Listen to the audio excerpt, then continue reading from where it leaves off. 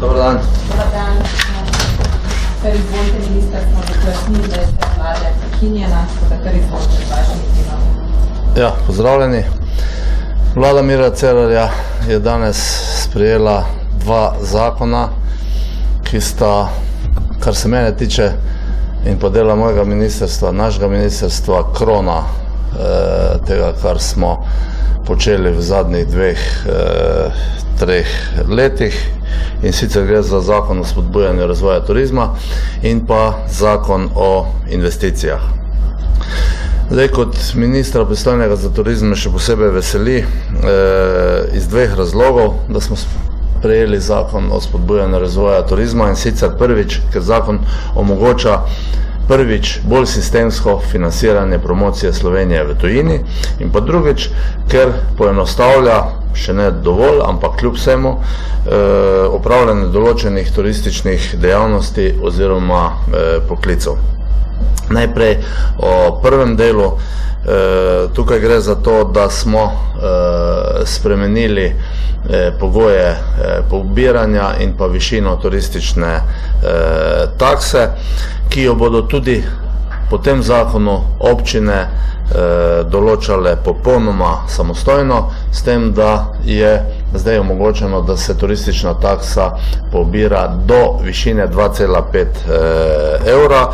To predstavlja pomembno povečanje takse, saj je zdajšnja taksa maksimalna evro 1,265 tisoč evra. Tukaj moram takoj povedati, da turistično takso plačujejo gostje, ne pa podjetja, kar se večkrat ali iz nevedenja ali pa tudi iz vedenja prezentira drugače.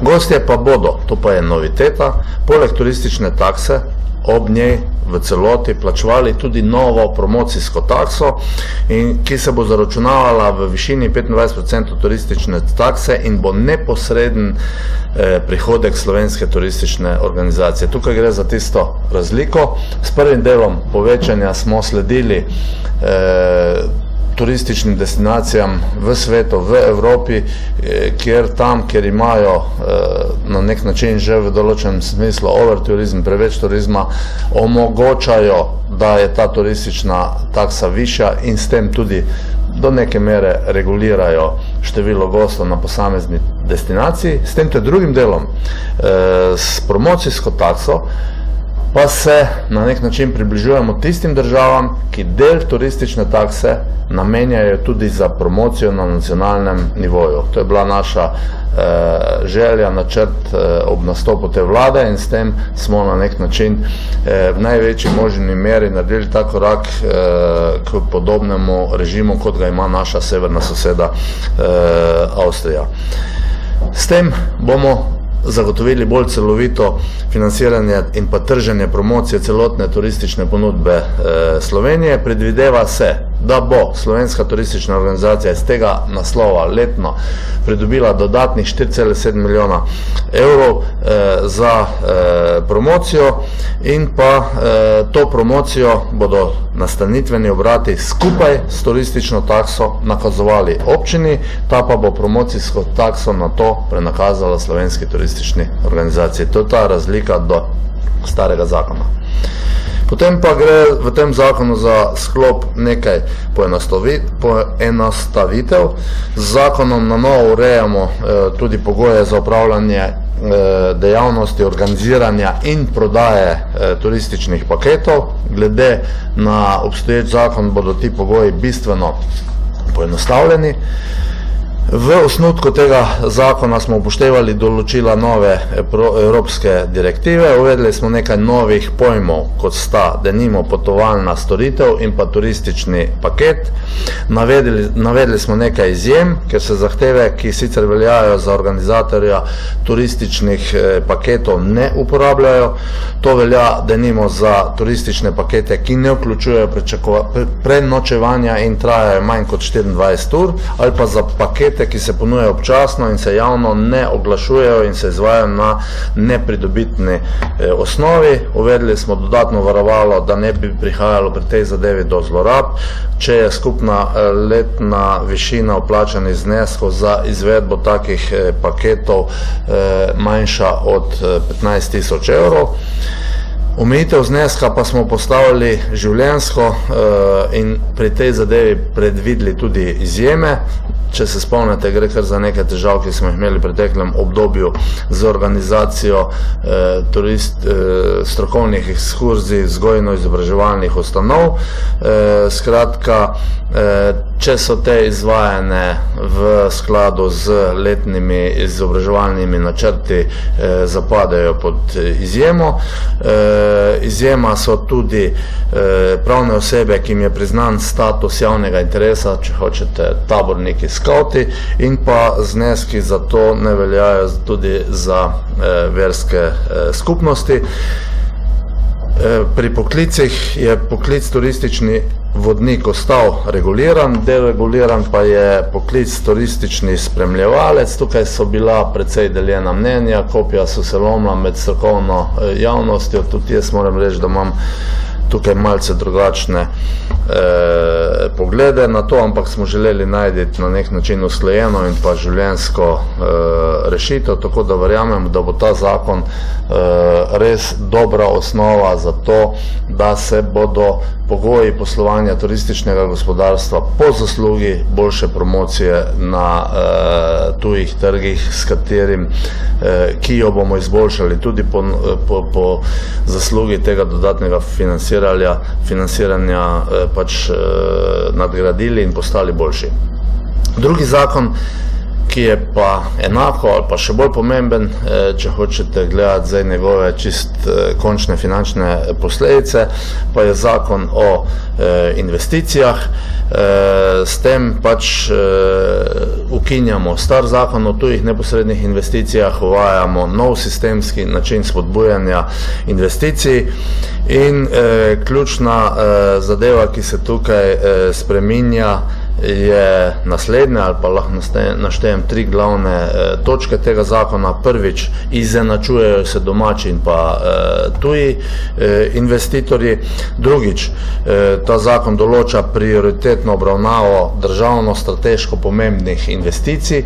Tu na nek način sistemsko urejamo to, kar smo v posebnem zakonu urejali za samo eno investicijo. In pa tretjič, predvideva se podpora tistih investicij, ki bodo trajnostno naravnane. Najprej o izenačitvi. Še enkrat, s tem predlaganim zakonom se razveljavlja zakon o spodbujanju tujih neposrednih investicij. Predlog tega novega zakona te zadeve izenačuje in končno pač prihajamo do sistema, ko bodo vsi investitorji imeli enake pogoje. Sedaj so pač domači na tem področju bili mogoče v slabšem položaju, so imeli pa ene druge možnosti, ampak zdaj bo ta zadeva popolnoma izenačena. Druga zadeva na tem področju je v tem, da omogočamo, da se lahko pač investicije podprejo subvencijo, s kreditom, z garancijami, subvencioniranjem obrestne mere ter pa z nakupom nepremičnin po nižjih cenah od tržnih. Cena se bo določevala na podlagi neposredne pogodbe med občino in pa investitorjem in pri odločitvi o prodaji nepremičnin pod tržno ceno bodo občine popolnoma samostojne. In tretja poglavje tega zakona govori o strateških investicijah. Kot strateško investicijo zakon opredeljuje investicijo, ki ima višino najmanj 40 milijonov evrov evrov, zagotovi najmanj 400 novih delovnih mest v predelovalni in storitveni dejavnosti. Če pa je investicija v raziskovalno-razvojni dejavnosti, pa gre za 20-milijonsko investicijo in pa najmanj 200 delovnih mest. Za vsako strateško investicijo bo skrbela delovna skupina z zastavljeno časovnico in na čelu te delovne skupine bo Ministrstvo za gospodarski razvoj in tehnologijo. To je po našem mnenju ena glavnih prednosti ali pa tistih gonilnih moči tega zakona, da bomo lahko take strateške investicije na nek način koordinirano vodili strani našega ministrstva.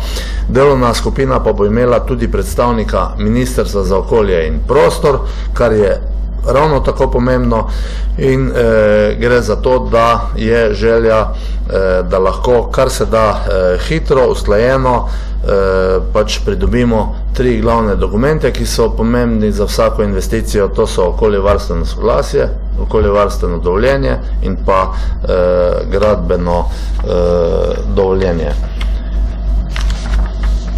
Investicije bodo ocenjevanje po merilih, na osnovi katerih se bo določilo, ali je investicija taka, da spodbudo sploh dobi, kakšna bo ta spodbuda. V skladu s pravili o dodeljevanju regionalnih državnih pomoči se bo spodbuda lahko gibala do 25% investicijske vrednosti.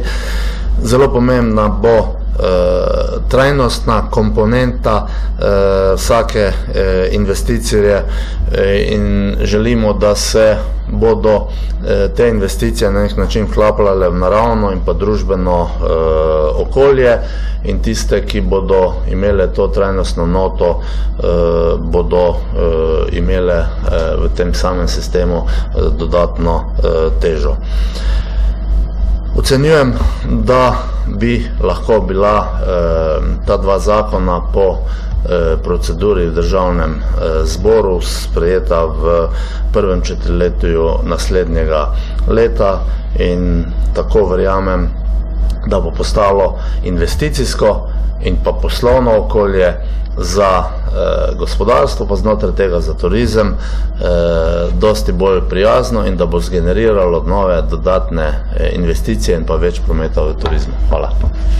Hvala ministru. Zdaj pa vaše vprašanja o predlogih teh 2 zakonov iz pristojnosti ministrstva. Izvolite. Mene najprej zanima podatki o neposrednih tujih naložbah za lani in letos in koliko mislite, da jih torej bo po sprejemu zakona? Je predviden kakšen dvig oziroma se naredili kakšno ceno, koliko več bi jih lahko? Jaz lahko povem, da je do zdaj pač bilo 1,3 milijarde vseh tujih neposrednih investicij, da v zadnjem obdobju zadnjih podatkov nismo prišteli še tega, kar se je začelo, ker ne vemo, kaj bo letos od tega, kar je bilo podpisano, mislim na ti 2 realizirano, ampak končna številka je 1,3 milijarde. Mislim, da je bil porast v zadnjem letu krepko čez 10%. Verjetno na račun Magne. Se pravim, nimam do zdaj ne, Magne pa nimamo prištete, ker bo pač prvi del Magne, prvi del Yaskawe realiziran tudi skozi spodbude v letošnjem letu. In še drugo vprašanje, ki sicer danes so bile 3 ključne točke na dnevnem redu, 2 z vašega področja in 1 z področja Ministrstva za javno upravo. Mene zanima, kako ste vi gledali na uredbo plač direktorjev, glede na to, da vemo, da so plače v gospodarstvu nižje od plač v javnem sektorju in direktorji v gospodarstvu težko za eno samo uredbo dobijo 10-20% višje plače, kar seveda velja tudi za vse, ki ste... Vse tega nismo... Vem, ampak zanima me, kakšno je bilo vaše stališče, ker direktori, ki sodijo pod vaše področje in zaposleni... Jaz mislim, da vam nekaj o tem govori tudi to, da o tem nismo govorili. Še kakšno vprašanje? Ali pa moje stališče o tem. Mogoče sam glede te turistične takse. Kdaj naj bi to, ko bo zakon sprejet dokončno, kdaj naj bi potem prišlo to v veljavo in kakšni naj bi bili potem ti učinki? Glede na to, da je infrastruktura turistična mogoče malo šepa, ne? najbrž so to ne samo za promocijo pomembni deli, ampak pač ta dvig turistične takse. Turizmu ima veliko dobrih zadev, pa veliko zadev nam šepa. Šepajo nam zadeve v tej lastniški konsolidaciji, ker bo potrebno kar nekaj hitrih korakov naprej narediti, če nočemo, da se nam zgodi eno veliko zaostajanje od zadaj. S tem zakonom bomo spostavili pogoje za to, da bomo na nek način stabilizirali budžet za promocijo Slovenije v tujini. Če se spomnite, smo z osamosvojitvijo ponovno Slovenske turistične organizacije promocijski budžet iz tistih, da ne pretiraval, 4 do 5 milijonov v zadnjih letih spravili v zadnjih 2 letih na 10 oziroma na 12 milijonov in mislimo, da je tudi to pomembno prispevalo k tem, da imamo boljše fizične rezultate. S tem zakonom prihajamo do tega, da bomo ta znesek za promocijo še ojačali. Zdaj, če se spomnite, jaz sem sicer pogumno napovedoval, ko sem nastopil to funkcijo, da si želim, da bomo za promocijo na letnem nivoju vložili tam nekje do 20 milijonov evrov. Ne bomo čist tega dosegli, se bomo pa temu približali. Tu ne govorim zdaj na pamet, ampak smo te zneske primerjali z sosednjimi državami in vse te zadeve na nek način izračunsko pridobili. Tako da verjamem, da je to pomemben korak v tej smeri in pač zadeve bodo začele veljati po sprejemu zakona. Naša želja je bila, da bi zakon tako hitro sprejeli, da bi to začelo veljati s 1.1. leta 2018, ampak tukaj ni šlo vse tako hitro, kot smo si želeli in bo sam zakon sprejet komaj v začetku naslednjega leta. Pri turistični taksi moram povedati še naslednje. Leto v Sloveniji imamo 212 občin. 95% obstoječe turistične takse mislim, da 33 občin. Nekaj čez 40 občin sploh ne zaračunava turistične takse. O tem, ali bojo takso zaračunavali ali ne, se bodo tako kot do sedaj avtonomno odločali na občinah. Verjamem pa, da gre pri večini občin za en res odgovoren pristop k temu vprašanju turistične takse in da smo v zadnjem času imeli kar veliko pritiska na to, da se sprejetje tega zakona pospeši tudi strani občin, ki so pač na tem turističnem področju pomembne in pa močne.